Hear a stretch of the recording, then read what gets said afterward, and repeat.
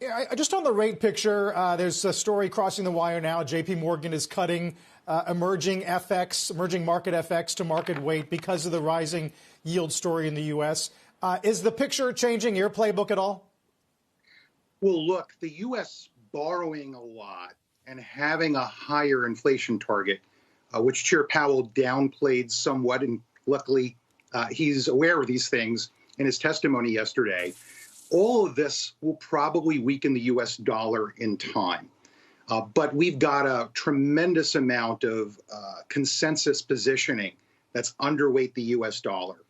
And the fact that we're seeing, for example, Europe push back on sovereign yields rising, the ECB likely to do more. I haven't heard the Federal Reserve talk about stepping up the pace of QE from $120 billion per month, while the Biden administration pushes through a record large stimulus.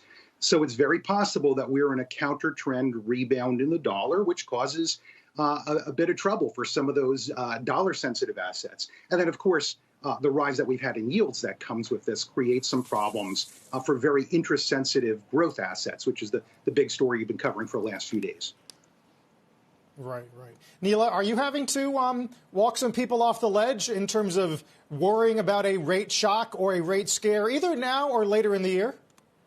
You know, at ADP, we're looking at the labor market, and the Federal Reserve is sitting right in the middle. It's nestled right there between Wall Street and Main Street. And their concern is the labor markets, making that recovery in the labor markets, which is going to be a real clawback, 10 million people still out of work. That's the concern of the Fed. And in the process of doing it, the byproduct are these super low interest rates, which has fueled the stock market. So it's really, for us, all about jobs. And that's what it is for the Fed right now. And I think that the Fed is actually ahead of the curve. I know markets like to think that the Federal Reserve is behind the curve, but on this, the Fed is figuring out two important things about the economy. One, that lower growth conditions are probably more permanent. So below 3% growth is probably likely in the future after we get these short-term bursts. And two, the economy can sustain a much lower rate of unemployment than previously thought and still not generate any inflation. The markets haven't caught up to those two things that the Fed has totally reoriented its policy around.